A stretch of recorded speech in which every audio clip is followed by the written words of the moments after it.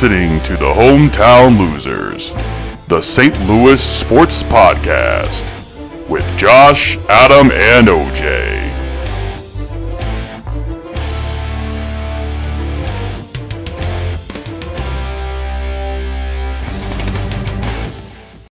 Hey everybody, welcome back here to the Hometown Losers Podcast. It's session number 15. I am joined always here by Adam and OJ. How are we doing today, gentlemen? I'm doing great. Doing wonderful. Glad to be back. I'm doing sublime, yeah. Sublime. There you go. Yeah. Doing great. Can't complain. I'm excited about our new teams joining the crew here, so to speak, and St. Louis SC, great start, and Battlehawks, we're getting ready for the opening weekends here in St. Louis, so some exciting things to actually talk about coming up. So yep. Yeah, for sure. I mean, we definitely have a lot of hope for these new teams, and they have definitely caught fire and have gotten, there's a lot of backing right now for St. Louis sports, which is great because obviously for a long time it was just the two-headed monster between the Blues and the Cardinals. Well, Blues suck and Cardinals aren't doing anything right now, obviously, because the MLB season hasn't started.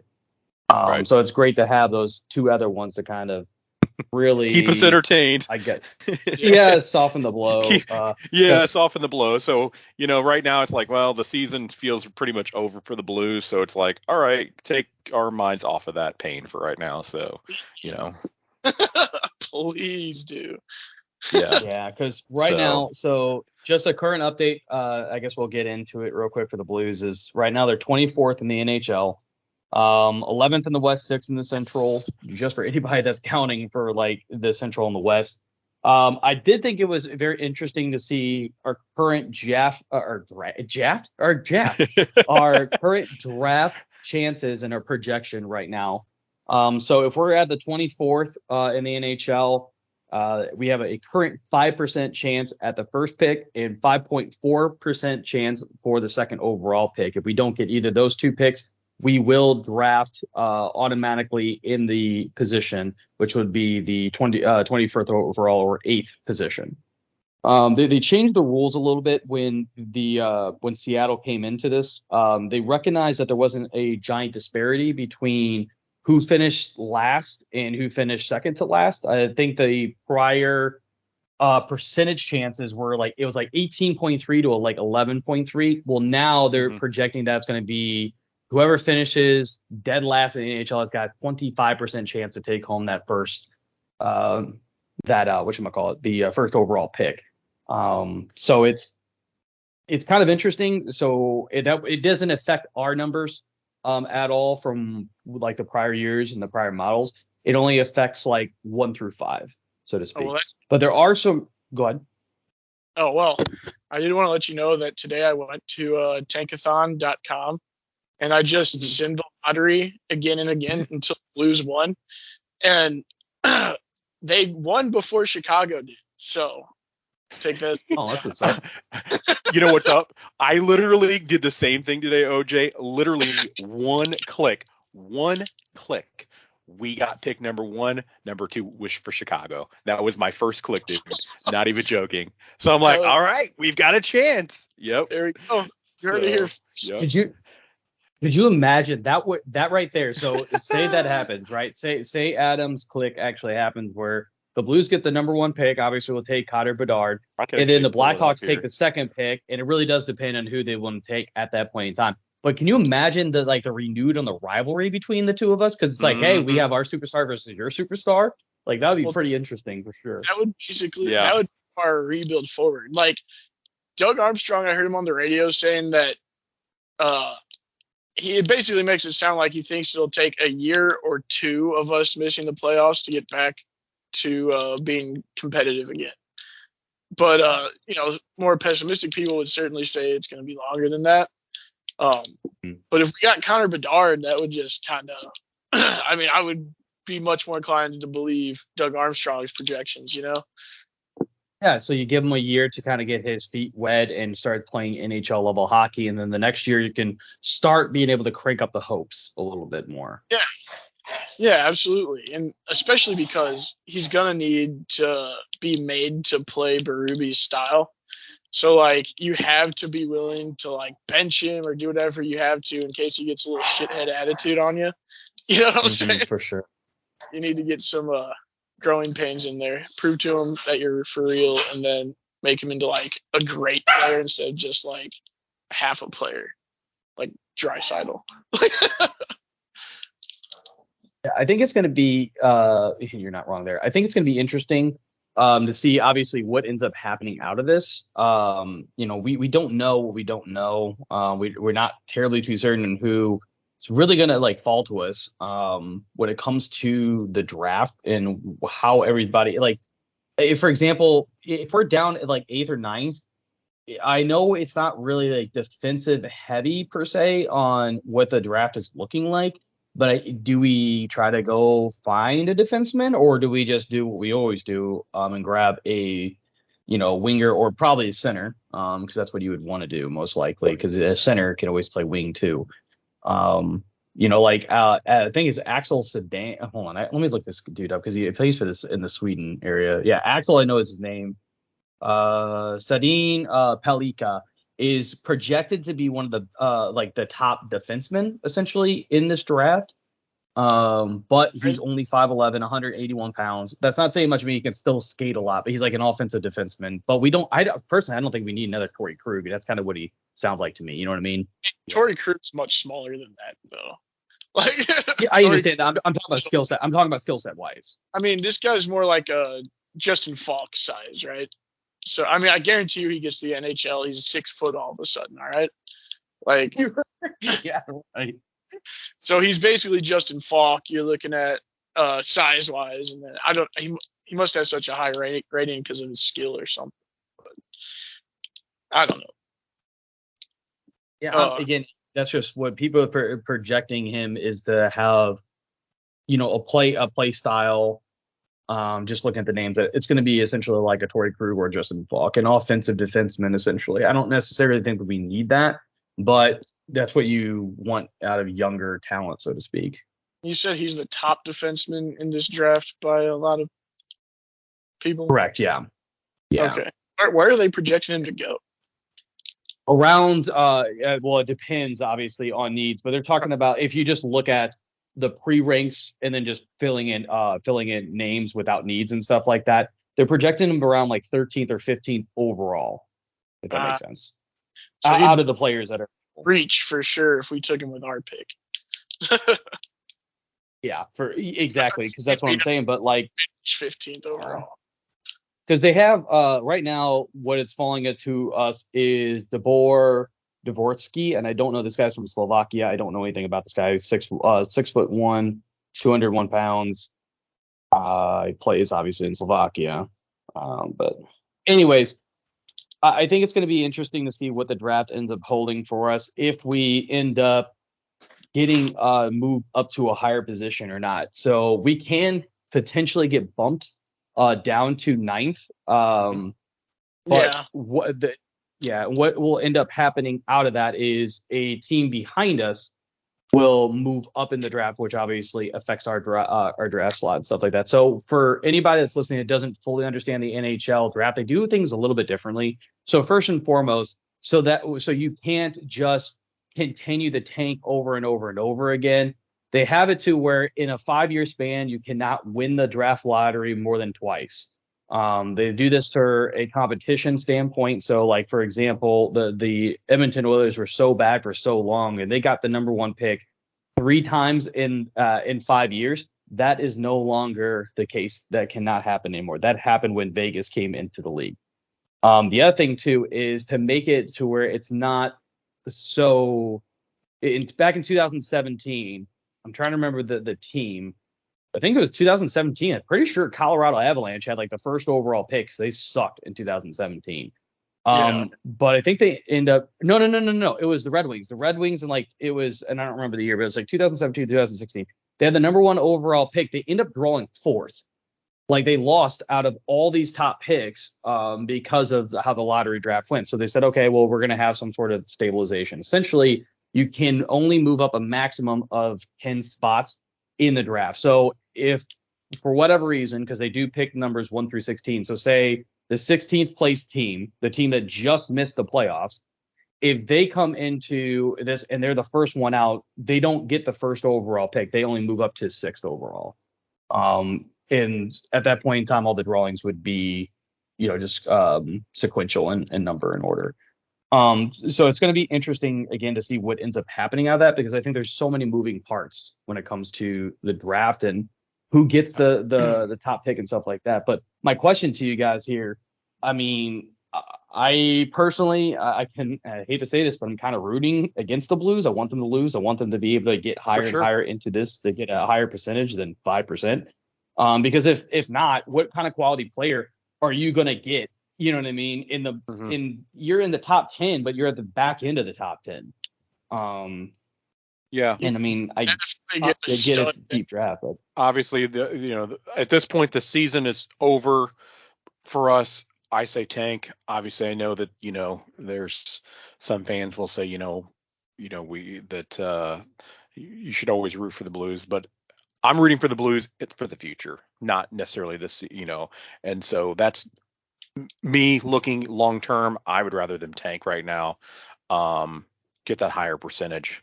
But every time I'm simming this draft, it's picking, we're picking Dvorsky as you mentioned from Slovakia. So every time, no matter, looks like I don't think we're going to get a high. My gut is I don't think we're going to get bumped up all that much in my opinion. I don't think we're going to get that lucky. I don't think we're going to get that lucky. I just knowing how things are right now, I don't think we're going to get that lucky. So don't get your hopes up. Everybody's like, trying to hope for the best, and I don't think we're going to get that lucky. So we'll see. Could be wrong. I hope I'm wrong. Yeah, me too. I mean, personally, I think I always want them to win because I think that it's important for teams to have the right mindset and all that. I'm a big believer in a lot of like intangible stuff. Not that it has the biggest effect, but it does have a real effect. So like, I don't want the team to get too just comfortable with losing, right? Because you can tell some organizations are, and they just lose all the time. They never, no matter what breaks their way, they're just never able to turn it into any kind of results because they're losing culture, right? Mm-hmm. So I want to make sure the Blues don't sink to that also. I get it. I mean, but there's only like 18, 19 games left in the season at this point. So we're already pretty much used to that right now. I understand. I get your point though, for sure. Yeah. And I will speak to OJ's point as well too, that I think really, because it wasn't too long ago that we were talking about the Blues leaving St. Louis, that they were looking for a buyer outside the city of St. Louis that would end up moving the Blues out of St. Louis. Cause again, we were just so bad, but it took Tom Stillman and a bunch of other investors to say, nope, we are St. Louis and we are here to stay. And also for Tom to be very aggressive about how he approached the team. I want to win a Stanley Cup. I want to go out there and win. And having that vision with Doug Armstrong, it changed the organization's, not obviously future too, but to OJ's point, it really changed the culture to this is a winning arena. For sure. We're very good at home. We are going to stand on this ground. And we're going to get we're going to get results. Obviously, making it to the Western Conference Finals back in 2017, and then winning a Stanley Cup in 2019. We've had that success, having sustained success. Some of that stuff's obviously outside of our control, but I do agree with OJ that you don't want to like just really get comfortable with losing for sure. And I get that, but the point is though is that I think that the vision here is that we're going to we're in a period now of change. There's only 6 guys left from the 2019 winning season on our roster. At this point, we are reshaping the team, and we're obviously investing in some young players, obviously in a lot of draft picks here. This will be a new team going forward, and I think the idea is that we needed that because the dynamics just weren't there. we tried and multiple times to try to get that spark back. It just wasn't working. So at this point, it's like, okay, let's tear it down. Let's build up from scratch again, so to speak. I mean, I know we're not doing a complete tear down, but obviously we're going to make some changes, especially with some of the UFAs while we have the opportunity, which I think were smart moves for sure for Armstrong. For sure. But at this point, it's okay. We're going to have a fresh team. We're going to have some, great guys coming up. It might take a couple years to get back on our groove of things, but I still think that we will have the mentality that we will be a winning team. We will be a winning city. Yeah, yeah. But otherwise, we wouldn't be doing this we wouldn't be doing what we're doing right now. I think that's the reason why Berube is still employed. You know what I mean? I think that Army still believes that that we have that magic here. We can make it work. Well, I think I hope you're right. That I mean, I assume you will be. I also kind of I believe also they'll come through it with the same attitude. I just don't think they're gonna lose enough games to get down there. I just don't think they have that losing attitude yet, so they're not gonna lose. But certainly not this year. They're not gonna be able to get that, top. See, the thing about I personally, this is just me, but I personally believe that we're going to end up being in the top 6. I think that we're going to move up 2 spots, so to speak. I just feel like I think our chances are going to improve from where they're at currently, because there's some teams below that seem to be doing a little bit better. The Ducks are, I think, a team that potentially could even be better than what they are currently. I don't know. But actually, and this is very interesting. So I didn't even know Tankathon was a thing. I've heard of it, but I didn't know it did what it did. I just went to the mock draft. Second click, number 1 pick, Connor Bedard goes to the St. Louis Blues. So maybe they know something we don't. There you go. And it was my first click that we got the number 1 spot. And I know there's 2 different spots, 2 different sections on their website. One is actually a sim draft, and one is actually just simming, the lottery. And I was originally doing the lottery, and I literally 1 click and we got the first spot. So hey, maybe that's a sign. So yeah, I mean, or potentially it's just you and I need to run the lottery. Maybe, I don't know. Well, you remember in 2019, Money Puck their model was the first one that actually liked the Blues before a lot of other people did. A lot of people thought, oh, it's over. Money Puck's sitting there giving them the second best odds of winning the Stanley Cup. And guess what happened? Well, just there you go. Situation. I'm gonna say they should have put a hell of a bet on that. So yeah.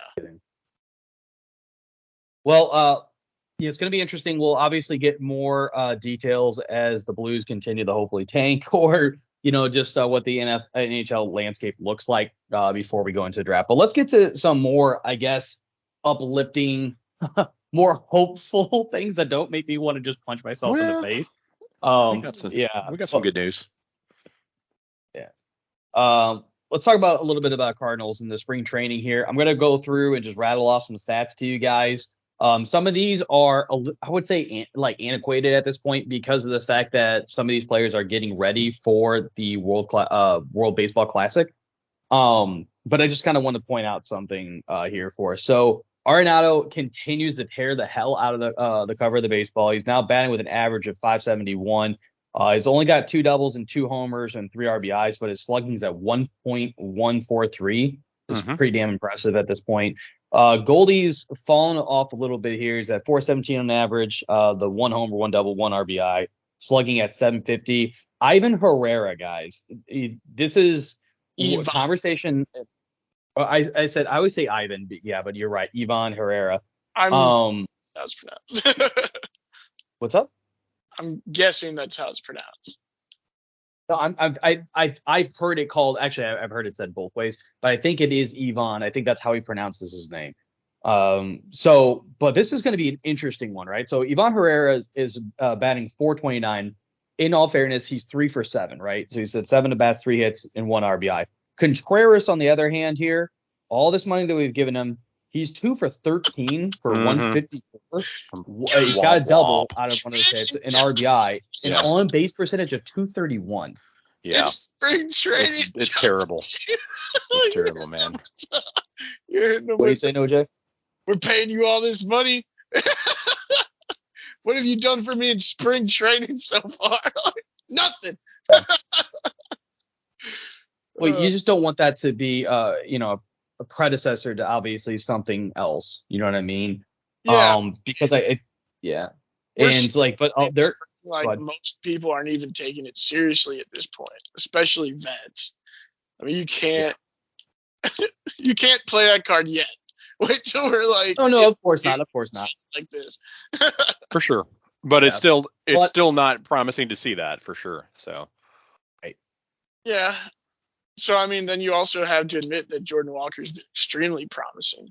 I was going to say Jordan Walker. I Yeah, he's as well. 429, I think, like 12 hits. 429 average, 2 of them were 3 home runs, 7 RBIs, 1 stolen couple base doubles. too. The only person stolen base, which to me is an effort thing too, especially I wouldn't say effort thing, but you're willing to put it on the line. Where like Donovan, who's also kind of, or Edmund, Bro Neal, some of our faster guys, they're probably not willing to take a stolen base because, they don't want to slide in, twist their ankle and stuff like that, whatever, going into the season. Totally understand that.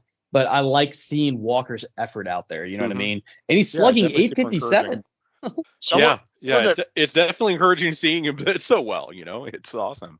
Yeah. I will say some of that base stealing is like actually, base stealing itself is a skill.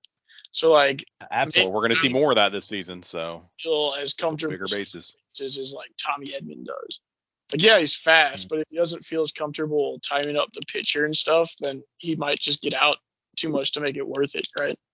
So I think that's 100% of those guys.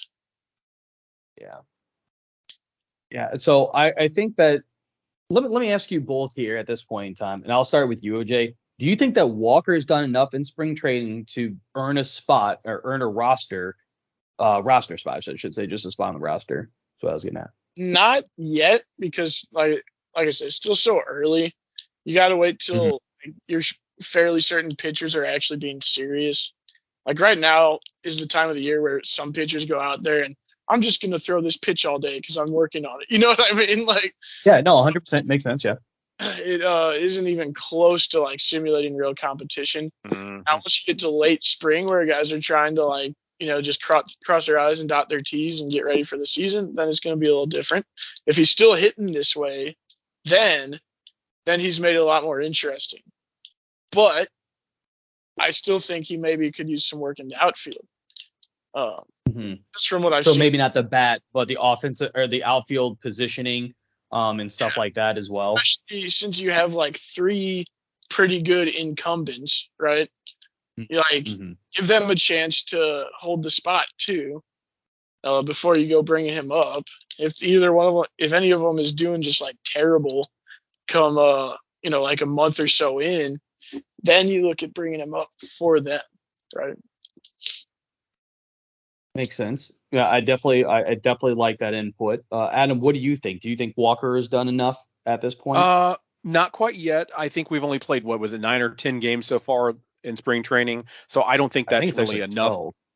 Oh, is it? I thought it was only 10, but anyway, it doesn't matter. Okay. The point exactly. is that we just haven't done enough to determine what he's going to be like long term, and I think he probably needs to spend a little more time out in the outfield as well. That's the thing, it's encouraging to see him batting well, but at the same time, we'll see how it plays out. But I really think that you're going to have to get later into the spring. I'm hopeful that he does eventually make the team, but I don't think he's ready quite yet. We'll see. He's on the right track though. And I do kind of want to add the caveat that if I'm the Cardinals and I told him that, hey, you're fighting for a spot this spring, and if he's still hitting like this at the end of spring, then I think you almost have to put him on the team at that point. Otherwise, for sure. You ever trust anything you say. Exactly. Yeah. No, for sure. You can't go in there with promises. Spot, so. Right. You can't go in there with promises and then he delivers on those on his end and you don't deliver. And you just go, oh, man, it reminds me of the South Park episode where they're like, What is it? Where Kyle's parents are like, yeah, we'll totally let you go to this concert if you solve world peace. And he signs he gets Castro and and all the terrorist leaders or whatever to like say, oh, we're gonna lay down our arms or whatever, and they're just like, holy crap, you did it. He's like, yeah, so can I go? No, because we didn't think you could actually do it. Like, I mean, Exactly. I'm sorry. Exactly. Yeah. And so you just don't want to have that, because then at that point he's going to want out of St. Louis. He's not going to trust them at all. Yeah, you got like a Chris Bryant situation, like with the Cubs. Exactly right. Yeah, that's a good point. Also, just wanted I was going to. Go ahead. Oh, go ahead. Go ahead. No, because I want to change the subject quickly. All I was going to say to it is I definitely agree with you guys. I think that I personally believe that the incumbents are also not falling off the face of the earth. They're not doing as well as Walker has per se, but they also necessarily don't have something to prove. So OJ, to your point, they're kind of like the veterans out there where they can kind of coast. And again, you have to do so much to overthrow the incumbent. And Walker has done enough, I think, that it has definitely like got a lot of eyebrows raised. And a lot of people are excited about him. But I just don't necessarily think that he's done enough right now to overthrow one of our positional outfielders right now. I think that your analysis, OJ, too, is also very, to me, I didn't even really think about it because I always think of it the bat. But I do think that he could potentially work on some of the his outfield positioning and stuff like that. Because I did read something just recently said that he's not looked bad, but he doesn't look like he's seasoned yet. And again, that just comes from experience. Right, exactly. So, that might be a legitimate reason to send him down, but I don't know that he's bad enough to where, if he has like an incredible bat, you wouldn't want him on your team anyway, right? Yeah, so, for sure. All right, Adam, you were going to say something? I just wanted to bring up about Jack Flaherty and his first start as well. And I wanted to get your take on his outing, because I thought, it looked pretty encouraging. So I wanted to get your take on what your opinion was. Was there a specific person that you want to talk to first? Jack Flaherty, our pitcher? No. Did you want me or OJ to go first? That's what I was getting at. Oh, sorry. You. That's fine. So the thing about it was, I mean, he looked better, right? But he only pitched 3 innings, gave up 3 runs, right? If I remember correctly, he struck out 5. But I remember he got 5 strikeouts. I'm trying to actually remember too. No, hold on. He only gave up like 1 run, didn't he? I don't remember. Again, it's been like one of those things like in and out that I've been able to really watch for the spring training and stuff like that. Yeah, so I was right. So he did pitch 3 innings, ERA of 3. So that would actually mean, yeah, he got 1 run in those 3 innings, right? If I'm doing the ERA correctly, and a WHIP of 0.67. The things that I did see were like highlights essentially of the strikeouts. He had a lot of movement on his ball. The velocity seemed to be back a little bit. I don't know if he's going to be as dominant as he was, obviously, in the short period of time when he was chasing after Bob Gibson. I don't know if he's necessarily going to be a front of the end or like a front of the rotation pitcher. At this point in time, he's got to show me consistency, because that's the biggest thing that has been missing about Jack Flaherty. Besides that one time where he was chasing history, he hasn't been able to show consistency, whether it was due to injury, whether it was due to mental things that were going on, whatever have you. It's been that thing for me, if that makes sense. Yep, definitely. I agree with you. I definitely see him, being towards the end of the rotation, but I'm hopeful that as long as he stays healthy, that he'll give us he'll be decent for us. So we'll see. Obviously, OJ, if you want to give your input. Yeah, so I actually read an article about this on Viva Alberto's, written by J.P. Hill. And so basically what he pointed out is that in this last start, Flaherty's velocity and RPMs on his pitches are kind of back to where they were in like 2019. Exactly. Mm-hmm. So very encouraging sign. So we'll see what happens, because you could argue that it really has mostly been injuries keeping him back. Yep. So if he's finally feeling good, we might have an ace, and not without sure. even realizing, right? So yep, right. For sure. And obviously our area of concern, to me, it really surrounds Wainwright right now, because he's been he definitely will need to show some major improvements,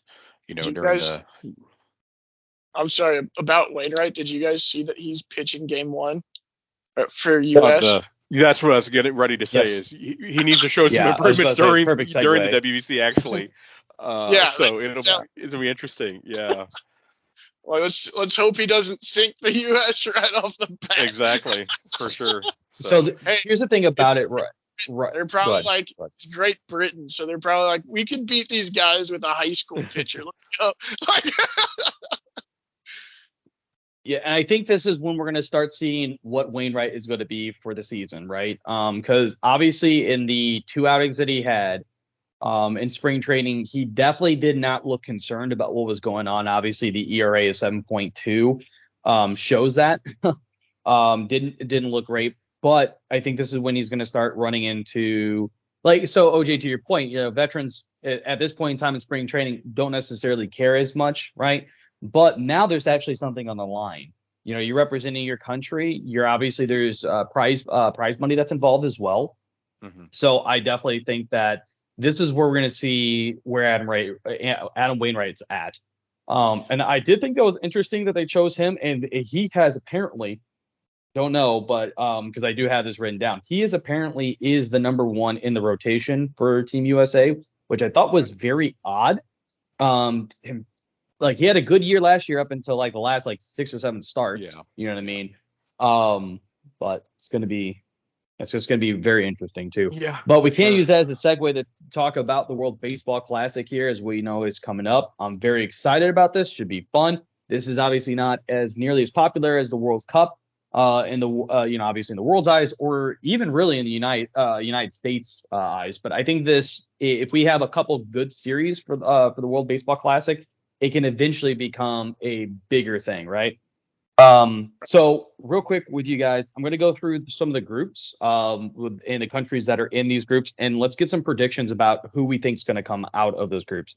So there's 4 total groups with 5 teams in them each.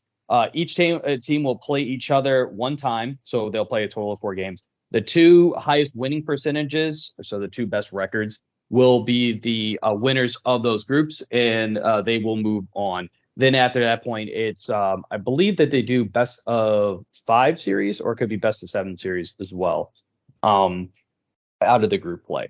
So in Group A, we have the Netherlands, who are 2-0 currently, because obviously this started before our last podcast, it started right after our last podcast, and it is, I should say. So the Netherlands are 2-0.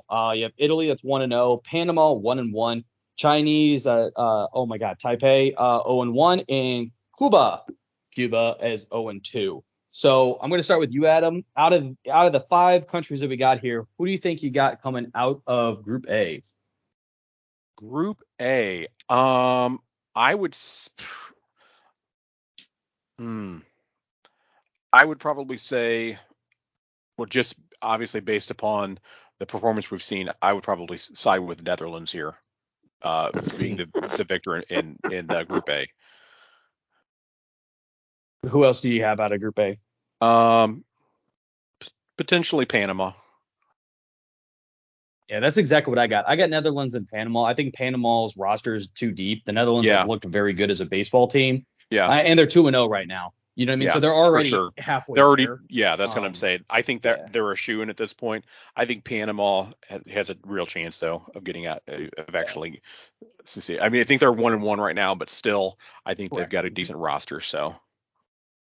Yeah, and they lost to the Netherlands. That was their 1 loss. You know what I mean? Yep. So. Yep. So I think that goes into it. OJ, who do you got coming out of Group A?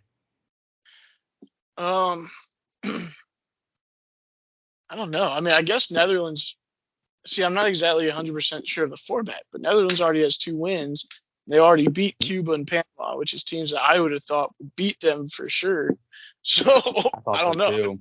Yeah. I mean, Yeah. So the format is the top two think- teams will advance.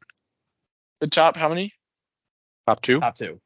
Okay. Well, let's see. Cuba already lost to Italy, also. So they're not. Yeah, gonna, and Cuba's 0-2. Yeah, 0-2. So I think I think they're going to be out of it. They've got a long way to crawl back from. They're going to have to win 2 more Exactly. games, so that's going to be tough for them But just to stay in it. yeah, so I guess the same. Probably Netherlands, Panama. Panama. Yeah. And this one's a little bit, it's weird because it's easier because obviously we already have some results, but it's also kind of harder because you're like, how the hell are the Netherlands this good? I mean, yes, they have Xander Bogaerts, right? They have quite a few pitchers and stuff like that as well. But you definitely look at this on paper, and out of this, I'm going, okay, cool. Panama and Cuba, who's got next? You know what I mean? Like, Yep. But obviously Cuba, not looking great, 0-2, losing to Italy. Ooh, they got to take that on the chin, right? Yep, for sure. All right, let's take a look at Group B here. In Group B, we have Australia, who's 1-0, Japan, that's 1-0, the Czech Republic, who have not played yet, China 0-1, and Korea 0-1. I'll go ahead and start this one here. I like me some Australia. I love that story. I have friends in Australia out there in Melbourne. I hope that they can pull this off, but I just don't think so. I think it's going to be Japan and Korea. They're just two stronger teams, right? Korea's obviously always been very good for baseball. Japan's always been very good for baseball too. I like to see that the fact that Australia has won so far. But, it's just going to be one of those things that I don't think that it's necessarily going to be fully sustainable for them to get into the top groups. OJ, let's get your take on Group B. Who do you got coming out of Group B? Oh, I was going to say the same thing. Those are the two best baseball countries in that list. But Australia did get the better of Korea. But, they did, yes. I don't know. I think Korea's going to come back. Maybe it's just because my boy Tommy Edmonds on that team. Right, but yeah. I have faith in them. So let's go Japan and Korea. All right, Adam, what about you? How do you see Group B? Yeah, that's actually Japan and Korea, with our boy Tommy Edmond over there, I think are going to be the victors here. I think in this pool, they're going to be the two strongest teams for sure. I think that's a no-brainer. So, I mean, there are some possibilities around maybe the Czech Republic. Maybe they're an unlikely underdog here, but we'll see. Yeah, we haven't seen them play yet, so it's kind of hard to tell, based off of that, what it potentially could be. All right, let's go to Group C here. This is when things get real interesting because the United States is in this group. So you got US of A, you got Mexico, Great Britain, Colombia, and Canada.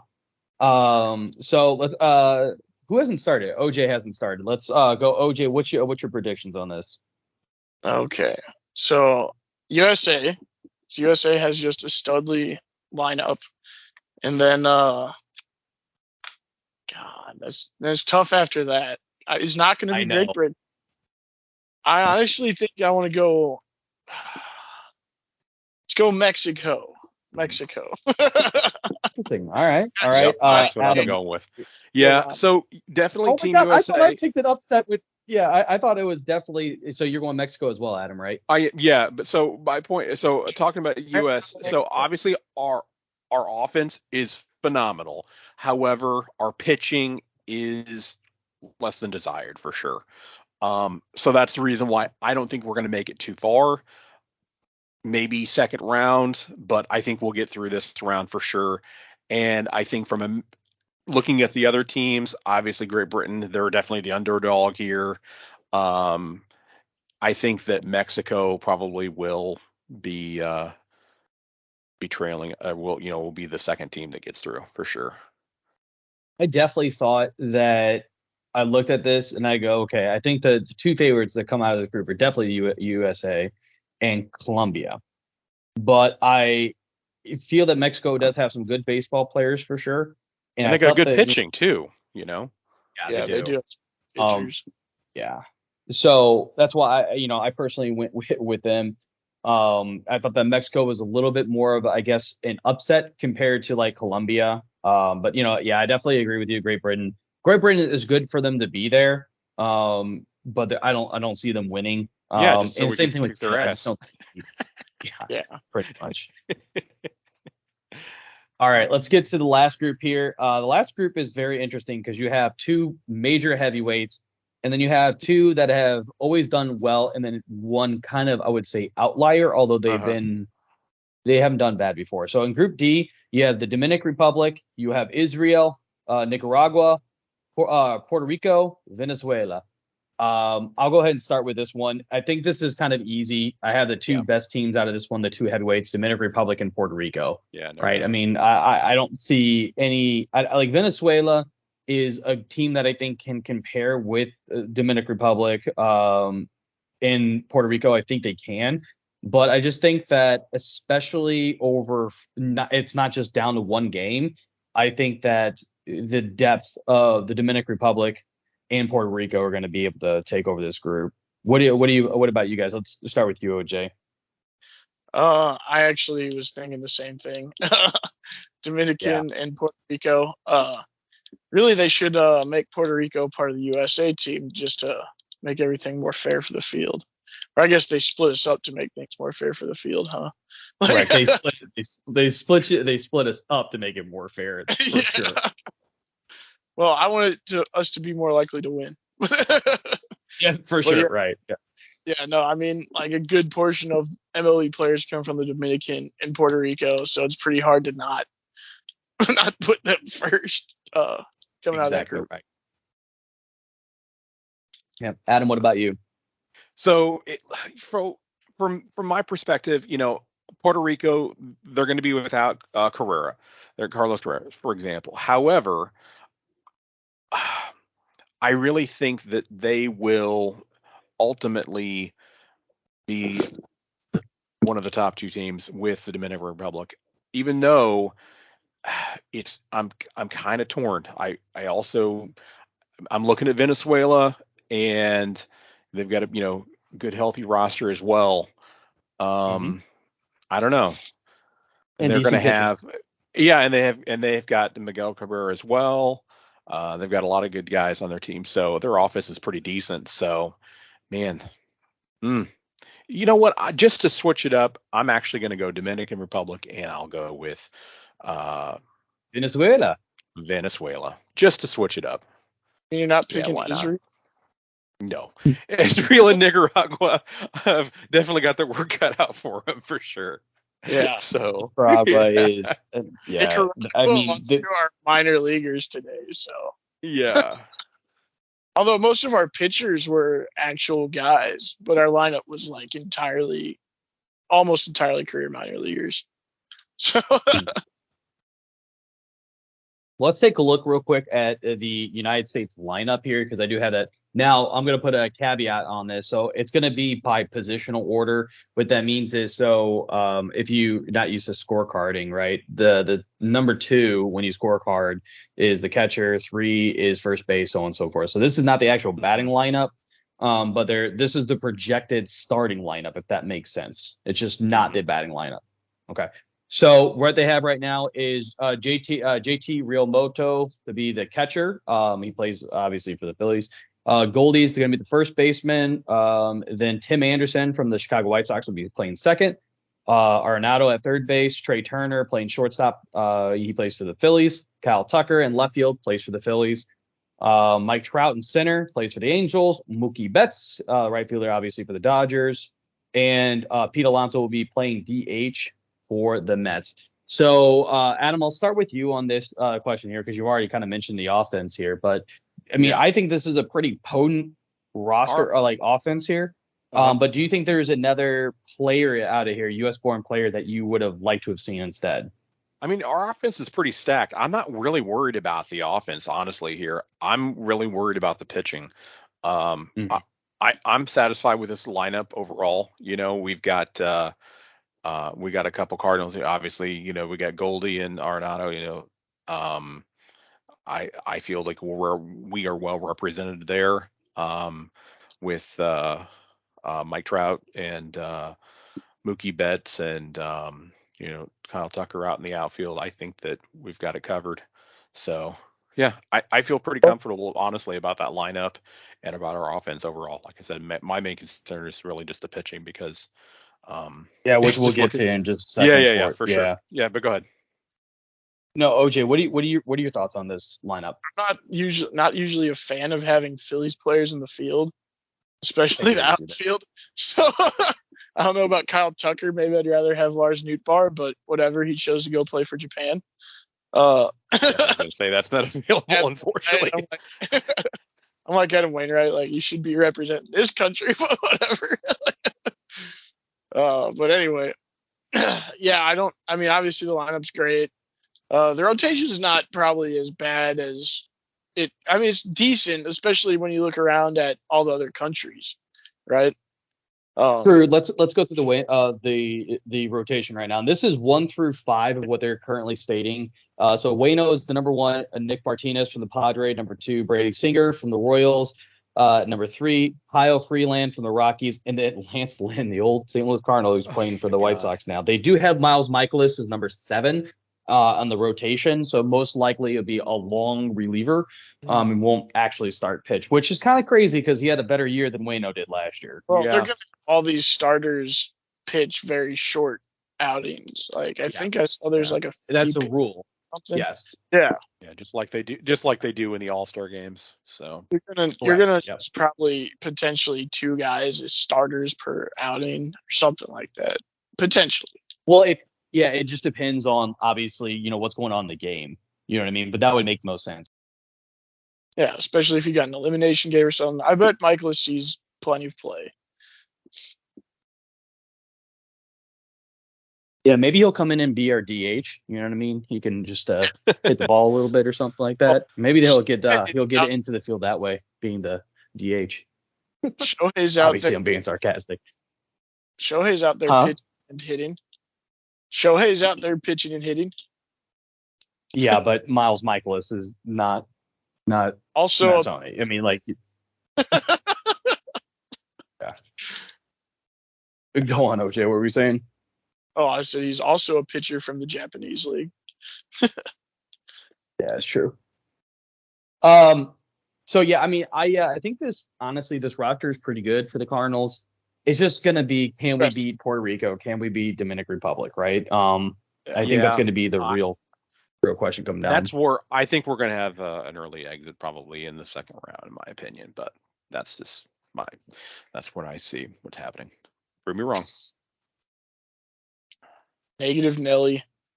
Prove me wrong. That's all I'm going to say. Right. Let's talk about some of the Cardinals. We've already alluded to quite a few of them in the World Baseball Classic. So out of the, 20 teams, right? Yeah, 20 teams that are in the, in the tournament. We are actually representing 11 teams, meaning the Cardinals have players for 11 out of those 20 teams. United States, we've already talked about, has Goldie, Arenado, Mikolas, and Waino. Panama, we have 3. We have Ivan Herrera. We also have 2 minor league players, the outfielder L.J.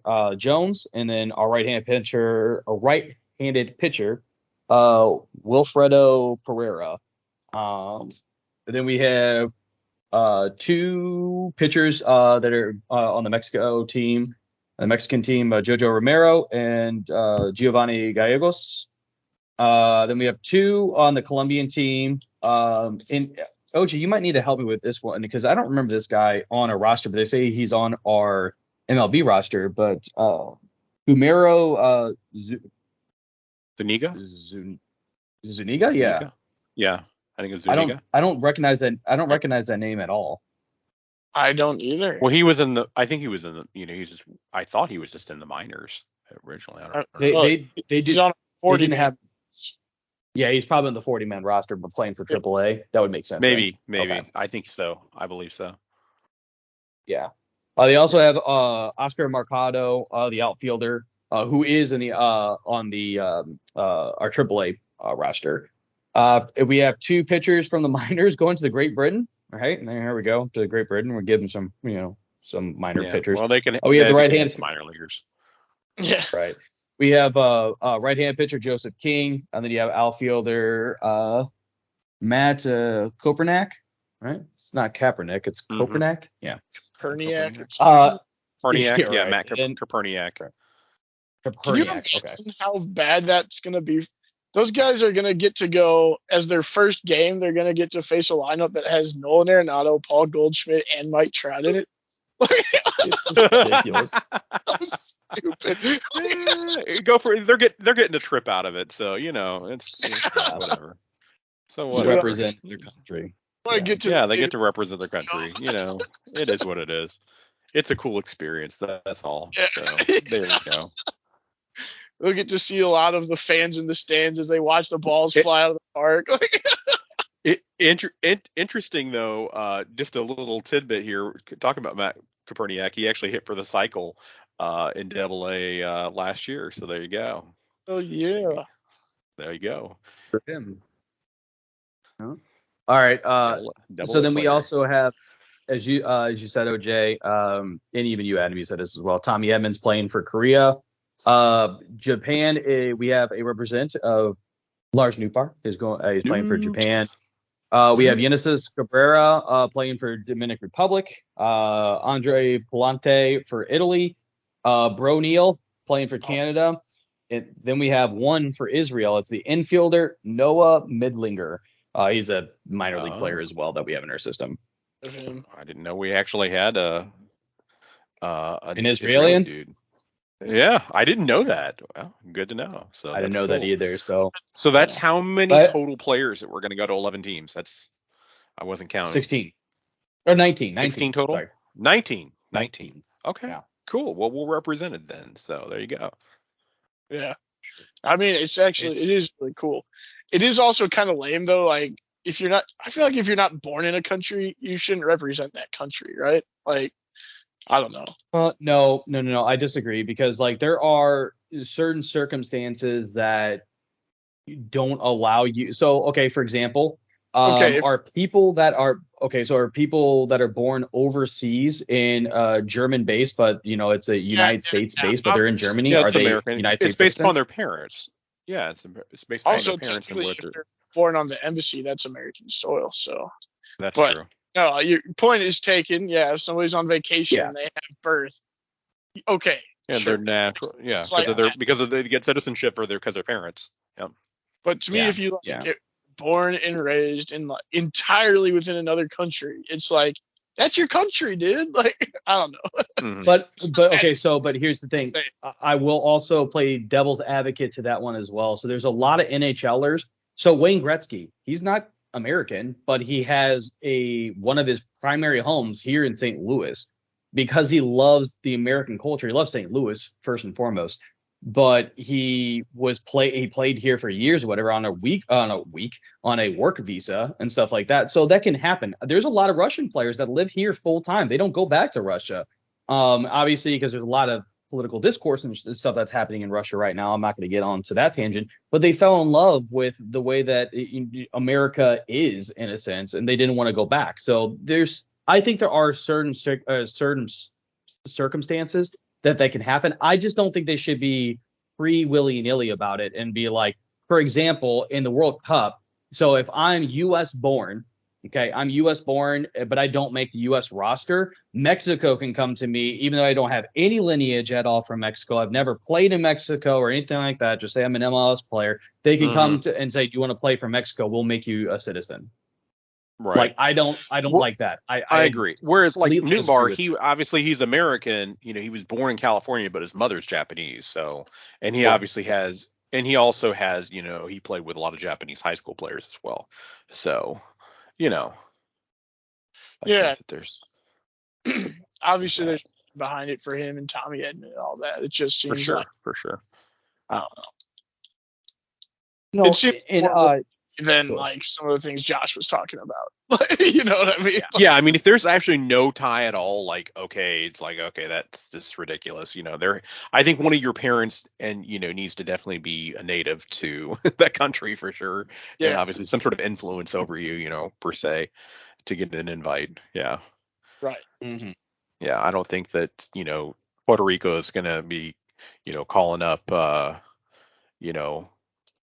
called Paul Goldschmidt as much as they would love to. I don't think that there's any connection there. So, Yeah. And I don't want to make it sound like I'm not happy that Newt Barr is playing for Japan.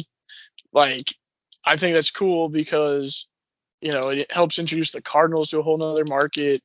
And, like, obviously, Sure. they're really enjoying him over there. So, like, that's pretty cool. I guess I would just rather see him playing for USA, though. oh, I totally would too. Agreed. Absolutely. I will throw one more, and not really a wrench into it or whatever, but one more like caveat to it. So say you are Lars Nootbaar, right? And you go out there and I say there's even tryouts because I don't know how they did the selection and stuff like that. But they say, hey, you know what? You're not going to be able to play. We have too many stacked players, right? But Japan comes to you and says you have you can come play for us. You will be playing in. And you won't even be on a bench player. You're going to be playing in the tournament and stuff like that. To me, it kind of reminds me of a senior or like a junior or senior on a football team and like a high school football team that's a really good team, but like there's a lot of players that are younger than them that are just better than that junior or senior, and that junior or senior decides to play for junior varsity, for JV, instead of playing for varsity, because then that way they can be the starter there rather than being a bench rider. You know what I mean? Yeah. And stuff like that. Right. So that would ever happen, but maybe even a better analogy is college sports. Where with a transfer portal, that's 100%. That's even better. Yeah, that's more concise than what I was saying. Yeah, for sure. Yeah, at least you understood what I was saying. Yeah, you got your point across. Yeah, I probably just shouldn't have used anything. Right, yeah. It might have limped there, but we got across the finish line. All right. Yeah. Anyways, speaking of limping there, I guess getting across the finish line, let's talk about some Battlehawks. I think that ugly loss. Yeah, KawKaw. Ugly loss to DC, I think, this past week. Well, it wasn't like we were blown out. It was, but it ugly. didn't. By 6 points. It just ended very ugly, though. That's the point, Oh, okay. I got you. No, obviously the big brawl at the end and whatever, and a lot of players were ejected, had some suspensions. Sure. Beer snakes were spilt all over the freaking ground. It was a chaos. All about. That's okay with me. I mean, but we have a rival now. I think we have a true rival. So there you go. Because the Vipers aren't good enough to be a rival anymore. They suck now. So it's like, whatever. So I'm glad that we actually have a decent rival we can go up against. So yeah. The question is, are we the heel or the face in the script? Could you repeat that? Right? Yeah, I didn't catch that. Or the face? Are we the heel or the face for this script? That's what I'm asking you. I actually have never heard of that statement before. So can you describe that a little bit more? So like, a heel and a face, like in wrestling, like the face is like one of the good guys, like The Rock was, or John Cena. Oh yeah. Okay, I got you. The heel being the villain, and then the face being the hero. Yeah. So since obviously this is all scripted because The Rock's running it. For sure. Are you going to be the heel or the face? Are we the bad guys the country's supposed to root against? I mean, based upon what I saw, I think we're in the heroic role. I mean, hell yes. I definitely think so. I think you're probably right, because I mean, look at our freaking logo alone. That looks like a heroic freaking badass symbol. Sword that has wings. I mean, that's awesome. I mean, it's heroic. Is that not heroic enough? It does. Right. The colors, blue and silver, blue and white. It's like good guy color. For sure, 100%. Whereas the defenders, they are literally on defense. They're literally the red team. They're the red team. Yeah, exactly. And and their fans are throwing lemons on the freaking on the field. They're taking beer snakes and throwing them on the field. Their players are starting fights and the brawls. So they're the antagonist for sure. Yeah, they're the heels. Okay. Thank you. I'm glad you see it the same way I do. Definitely. Oh my gosh. So let's get to some actual football talk. Sorry, well, this is the that was XFL, so I understand Yeah, OJ's point. So there you go. Yeah. So for me, the reason why I say this was an ugly loss wasn't for the fact that we lost by 6 or we got blown out, because we definitely didn't. But there's two things here that I came away with. One, we can't rely on our freaking defense to do everything. Our offense has been completely stagnant. Oh man, And I took a look. Our first two series, run the ball for 2 yards, run the ball again for -1 yards, check down on a bubble screen. That happened for both of our first 2 possessions. And they kept doing that. Run twice, bubble screen. Hell, dude, if we have AJ McCarron, which is supposed to be the quote unquote most NFL ready quarterback out of the XFL, and we have big receivers, why the hell are we not throwing the ball downfield? I get it. They're right. like, well, the plan is because the DC defenders move so much that we want to make sure they can't do that, so we're just going to quickly throw the ball. Like, what? Just fucking throw the ball better. Look, literally, here it is. We were trying to do the 4th and 15, the alternate to the onside kick at the end of the game, and literally he just holds on to the ball and goes down. Like, didn't even give it a shot. I'm like, bro, come on. Yeah, at least Hail Mary that shit. You know what I mean? Like, it just goes to show you that it's either he's overthrowing constantly or he's just running with the ball and doesn't know what to do with it. And we're only going, like you said, 2 or 3 yards at most, and then we'll lose yardage. And next thing you know, it's 4th down, and we just haven't made any progress. And it seems to be every single time. Once in a great while, we actually will, he'll make the connection and we'll get something into the end zone. But it's few and far between. He passed for 262 yards, 4 touchdowns, and 2 interceptions as well. He had 2 interceptions as well. That's the other point. So yeah, but I will say that both of those really were not his fault. I know. The first one, I'm just saying, the receiver fell down, and the second one was a tip ball. Totally understand that, right? Sure. But the thing about it is, I truly believe the only reason why this game was not an absolute blowout is for the fact our defense was able to get takeaways. Our defense was able to make stops, because there was times where that DC offense was clicking. And this is the classic bend, don't break defense, but we've been rewarded on the tail end of these drives by getting takeaways at the right time, forcing fumbles, interceptions, whatever have you. And it's given the ball back. But there was like 2 or 3 times, especially week 2, this happened where we got the ball back in plus territory. And what do we do? 0 points. Twice off 2 fumbles, 0 points on a punt and a missed fucking field goal. And that's the other point too. That's the other point, is that obviously we're missing field goals like terribly, which is, just embarrassing. That's the other thing, though. I mean, you can't sit there, take away credit for our defense getting turnovers, and then not take away the turnovers our offense makes. If you're going to evaluate it, I mean, you think about it. We literally handed them a touchdown by some guys. So that's 6 points right there. Oh, and then our kicker missed a field goal. That's a win right there. I mean, I'm just saying, it's not like, I don't think it was a bad game, to tell you the truth. Although what I do find most concerning is that I do feel like the defenders coaches made better adjustments at halftime, and that's why they won ultimately. For sure. We were still in it though, technically. Especially even at the end, obviously going for the alternate to the onside kick, we still had a chance to come back and win that game, no doubt about it. And obviously, if it would have been like the first, week 1 and week 2, we would have done it. It's just, unfortunately, it wasn't our week to come, to do the miracle comeback special. So you do need to build better than that, to not have to do that every week.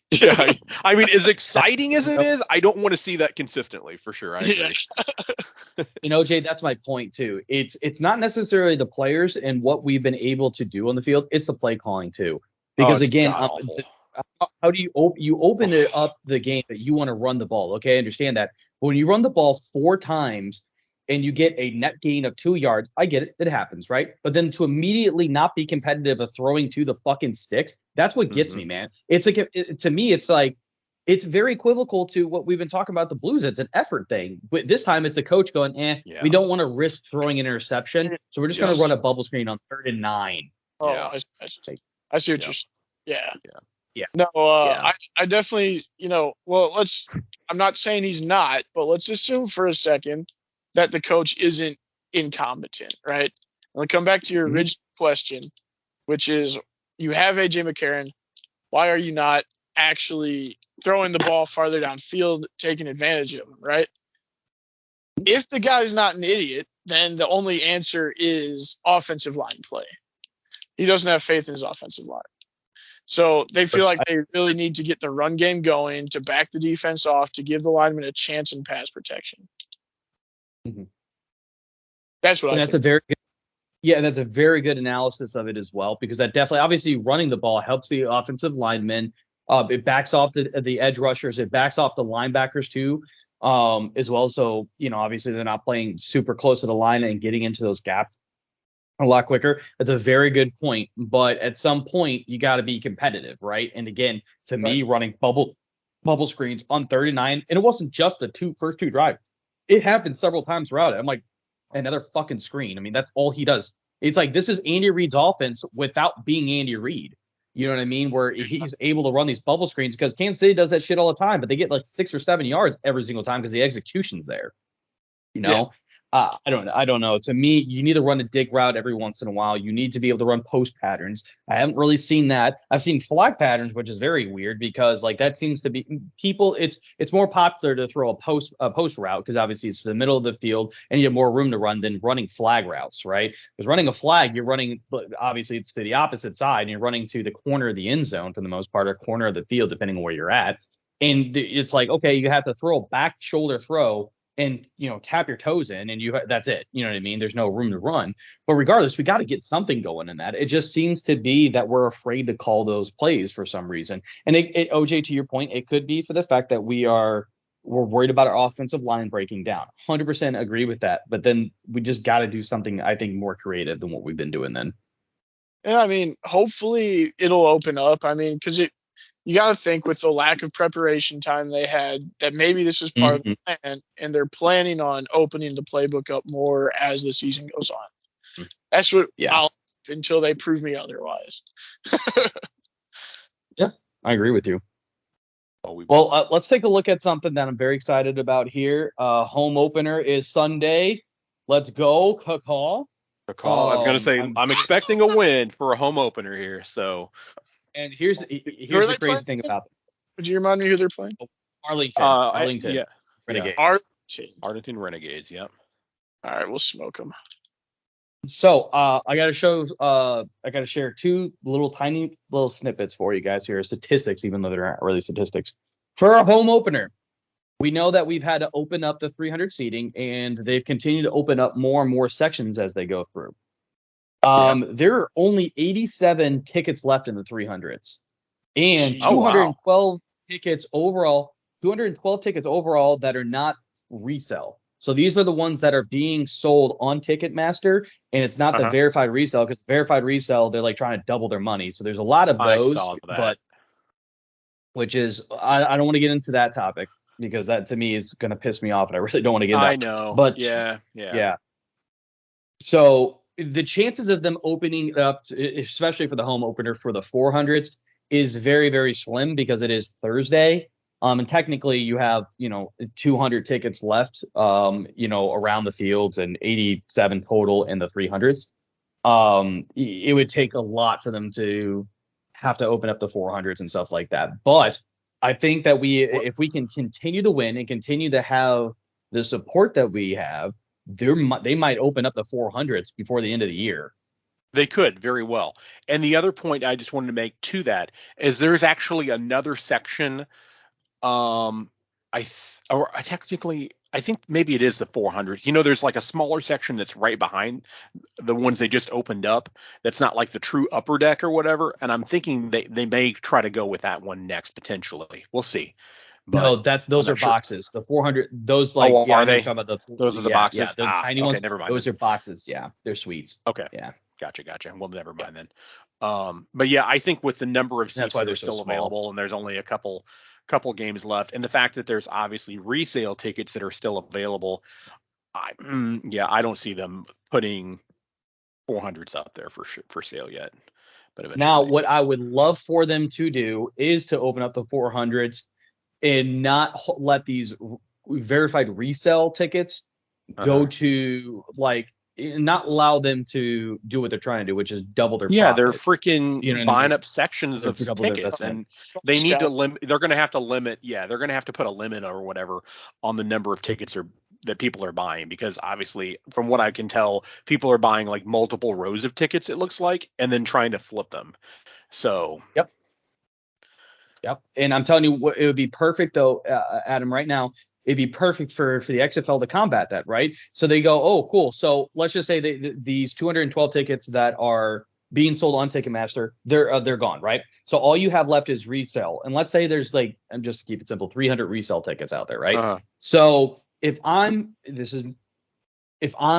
The Rock, I'm looking at this going, these guys are legitimately trying to flip and double the price of the tickets. That's bullshit. Well, you know what I'm going to do? I'm going to see what we can do about open up the 400s, and instead of paying $40 that they did for the 300s, do $25 for a ticket up in the 400s. Because you know what, the people in the 300s, yeah, there's going to be some people that will pay to go to move down, but anybody that's on the fence, dude, okay, you know what, I can spend $25 to go to a professional football game. You know what I mean? And I think a lot of people are calling for that, actually, $24-$25 tickets, because they said people will do that in a heartbeat, whereas the other ones are going for like $48 a piece. So they're saying basically half that, and you will see those freaking stands just fill up quick, because no one has a problem spending $20, $25 to go see a football game. You know what I mean? Yeah. And it helps too with. Go ahead, OJ. No, I was just saying I would. For sure. And it helps, I mean, $25, that's a hell of a steal. And it really helps lower income families connect not only with this team, not only with the XFL, but to the city more. You know what I mean? They may not like, they go, man, $40. Okay. So I'm just saying this, a family of 4 people, like I'm going to take it back to, my dad when he didn't have a lot of money and stuff like that. He's looking at that going, man, okay, we got 2 kids, like, can we, sneak them saying that they're under a certain age? They could just sit on our laps and stuff like that. Okay, no, we got to buy 4 tickets. All right, well, that adds up really freaking quick, right? So instead of $100 for an outing for the entire family to go and watch a football game where your kids can get excited, so you can get excited, obviously it's closer to like 200, 250. Well, for a lot of people, that's going to be obviously your trash water, electrical, and your cell phone payment. You know what I mean? Whatever it looks like. I mean, especially by the time you pay for parking, transportation, you got to buy food and all this stuff. Yeah, it adds up real quick. Yep. So I definitely think that if their demand is there, and you've already made your money at this point too. You're gonna have a lot of people that are screaming their heads off in the 300s. I think then you need to be able to open it up for the people that can take it a flyer, and just be like, hey, what's going on? I got nothing going on Sunday, right? You want to go to the game? It's only $20. Sure. I got nothing else going on. Yep. And if anything, that'll also help with the dome as well. I mean, it's been sitting. I mean, yeah, we have the shows that come through every now and then, but they're never really actually using the dome. And I'd like for us to actually get some use out of that place, No, they're using it. They have a lot of conventions and shit. I understand that, but actually use it like for sports, once again. I know that they're doing that once in a while, but I'd like to actually see that happen again, fill those stands up, Right. Get 80,000 people in there. Yeah, it'll be pretty fun to see. For sure. Well, speaking of very fun to see, let's move on to the newest team in town. Even though really, they've had a home opener before the Battlehawks. Well, technically, I was going to say the Battlehawks, I guess, are technically newer, at least coming to town, all right? Yeah, exactly. We haven't seen them yet, but the soccer club of St. Louis, so STLSC, they're now 2-0 after winning their home opener against Charlotte. I do have some stats to run through with that. To kind of preface it on this one, though, Charlotte's not necessarily a great team. We were expected to win this one. That's why I felt good for the home opener, especially after beating Austin as well. But it looked like we played a very similar game style than we did that we did when we played Austin. It was possession was 61% in favor of Charlotte, but we had more shots, 11-6. We had 5-3 on shots on goals. We had 3 block shots compared to 1. They dominated, obviously, possession, which dominated passes as well, 509-312. Passing accuracy, 79.2% to 68.3. So this is something I pointed out last week, that our passing has got to be more crisp.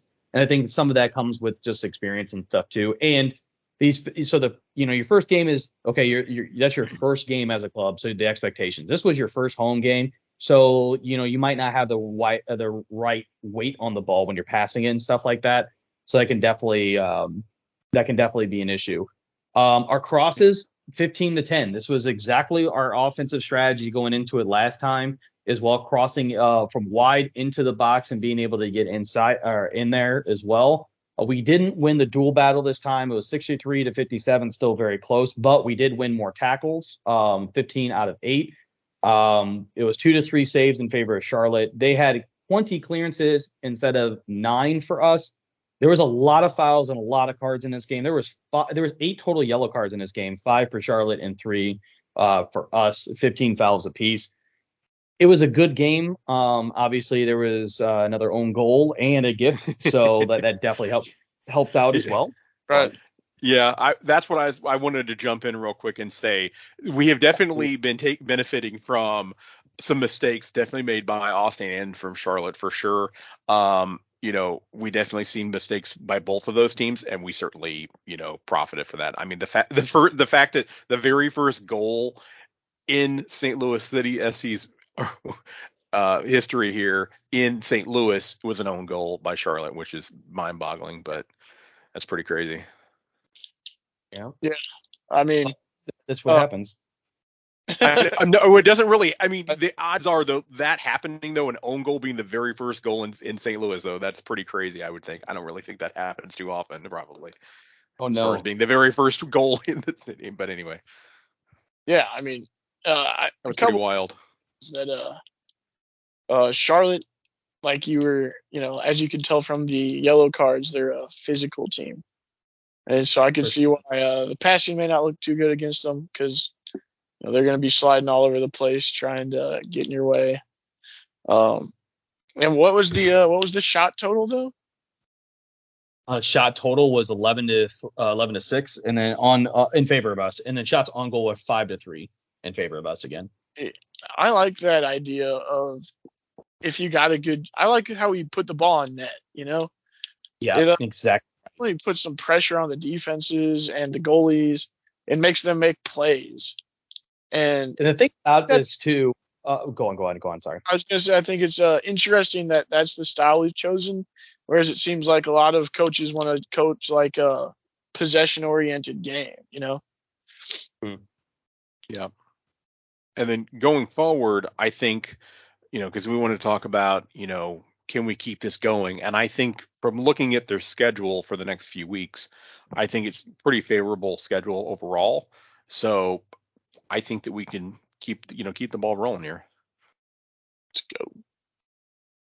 Yeah, and so I will actually, OJ, to your point of putting the shots on net and making the goalies work, get their saves and stuff like that, right? So Tabat Cortés, which is he's the goaltender for the Belgian national team, but he plays for Real Madrid. He's been their goaltender for a very, very long time. There was one game in particular they were facing, I think, Atletico Madrid. This was either last year or the year before. It's kind of running together. But there was a lot of shot from Atletico Madrid. Now, this guy obviously is a world-class athlete, right? World-class goaltender, period. But you can tell towards the end of the game, because it did go into overtime as well, that he was gassed because he kept having to make these giant, diving saves and was landing on his sides and stuff like that. That wears on your body. You know what I mean? And just constantly doing that, because these guys, goaltenders, you are trained to fling your entire body to be able to get your fingertips on a ball. You know what I mean? Even if it's a close one that you could probably maybe just step over, you fling your body on it so you can punch it out. You know what I mean? That way you get more momentum on the ball that goes out of it. So that stuff, I think, does wear and tear on your body over a game. So I think that's a very good strategy, especially because, let's be honest, it's the MLS, and a lot of these keepers are not going to be fully tested. You know what I mean? So I think it's a very good strategy. Kind of use it like a hockey mentality in a sense. If you think you have a shot, go for it and see what happens. Cause some chaos. Well, exactly, because then you wind up with the ball. Even if the goalie makes the save, you got a loose ball now in front of the net. Now the defense is running around. They got to scramble to get it out of there, and that can cause mistakes. So. Yeah, exactly. Because a lot of the times a fullback, and this happened to me one time where that was very much like that. Our goalie, this was in grade school, but I remember it vividly. Our goalie made a great save, dude, great freaking save, right? But unfortunately, the ball didn't spin. It died like right there in the box. So I rushed back, and the only thing I'm thinking is kick this ball, like get it out of the box. So because there's like two of like their forwards that are coming at it. So I kick the ball. It pops up, and just all it does is it goes right over like to the outside of the box to one of the wingers who's right there, gets it on one bounce and just strikes it into the empty net. You know what I mean? Because it forced an error from me because I wasn't able to collect the ball and be able to punt it the right way. You know what I mean? So yeah, exactly. And if you can apply that over and over, you're going to see a lot more too, gifted goals and stuff like that too. Because again, these players are not necessarily fully tested yet. Right. I think it's going to be fun to see what the soccer club can do. Obviously, they have a lot of fans' hopes and stuff like that. The home opener was electric from what I read. I was not going to be there because I didn't want to have to take out a second mortgage on my house to be able to go to the game. But it looked electric. My aunt was actually she was door dashing around the area downtown, and she was outside. It was a little bit off from the stadium, but she was somewhat relatively close for the third goal. She didn't even know what was going on. She knew that the game was going on, but she obviously didn't know what was going on in the game. But she said it was incredibly loud because obviously it's open air, and you could hear the yelling and stuff like that. And she's like, I felt like I was several blocks away. I'm like, that's pretty cool though, when you have like 20,000 people screaming. The place was electric for sure. I watched it all on an Apple TV, and it was amazing. I have to say, our fans were eager and ready to welcome soccer, at the MLS stage to this city. And I think that they will continue to obviously show up for years to come, because I think that they made the right move finally and gave it the expansion team. So I'm glad to see it finally here. Yeah, and just to see, 30,000 people wearing Purina pink was awesome. I mean, I'm so sorry. It's magenta. Sorry. Magenta. Yeah. It is what it is. So it is what it is. Yeah, I mean, I think the style of play that they have is more fun to watch than a team that just wants to be like ultra conservative, possess the ball. For sure. There's like difference between watching a Konzo Martin Mizzou basketball team and a Dennis Gates Mizzou basketball team. Whereas, Konzo Martin had a very successful year, but like if they were going to win games, they were going to win them like 60-58 or something. You know what I mean? Uh-huh. Whereas Dennis Gates' team, they're winning them like they win games that they score at least 70. You know what I mean? Like, right. Undefeated. They have been fun. They've been very fun to watch so far, So yeah, it's just way more exciting. And I kind of like the expression, so I think it's a good choice for STLSC to go with kind of like a higher shot total, because it gives you more stuff to cheer for and everything. It's just fun. Yep. So at least we have something to end on that was very positive versus some sad news. So glad to report that. I have to bring it back up. No, just saying. Yeah. Well, guys, as always, it's always a great time talking sports with you guys here in the St. Louis area. Obviously, we got 4 teams now that we can root for. Only missing that basketball team. But speaking of basketball, we got March Madness that's coming up. For anybody that is going to be filling out a bracket, we're going to be filling out a bracket too. We are going to be playing a fun game here too, very much similar to what Adam and I did for the NFL playoffs as well. We're going to fill out a bracket. We're going to do points. It's just for bragging rights, essentially, or maybe for something else. I don't know. We'll have to think about that. But that starts here. The selection is in 3 days. And games start in 5. So we'll get that going too. We also have some new social media. I'm going to throw that over to Adam because you can explain a little bit more social media side of it than I can. For sure. Yeah. Thank you. So we actually just started up a couple of our pages just because obviously we're trying to, get our reach out there to the wider audience out there. And we're actually on right now, Facebook and Twitter. You can check us out on Facebook. If you just type in the Hometown Losers, that's LOUSERS podcast. Check us out. Give us a like. We'll definitely be posting our episodes out there, but also we'd like some of your feedback, and we'll be posting questions from time to time. Also, if you're on Twitter, check us out. We are at Hometown Losers. That is our handle. Or you just type in Hometown Losers podcast. You'll check us out there. Very similar as well. We'll be posting polls, getting your feedback and whatnot. So looking for some interaction with our listeners and getting the word out. So like us, share it, tell your friends, and I'd appreciate it. Sir, it's going to be fun. I think that we can potentially, for any listeners that want to get involved with us in our brackets as well for bragging rights, you can definitely do that as well. We can definitely put that up there and have a lot of fun with it. So until next week, guys, it was always fun. I always mess this up. I don't know why, but on the outro stuff. But it's always fun talking to you guys. We will see you guys next time here on the Hometown Losers podcast.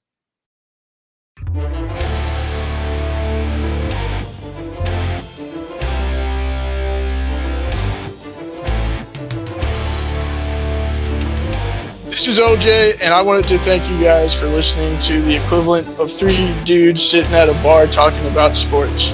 We'll catch you next week on the Hometown Losers.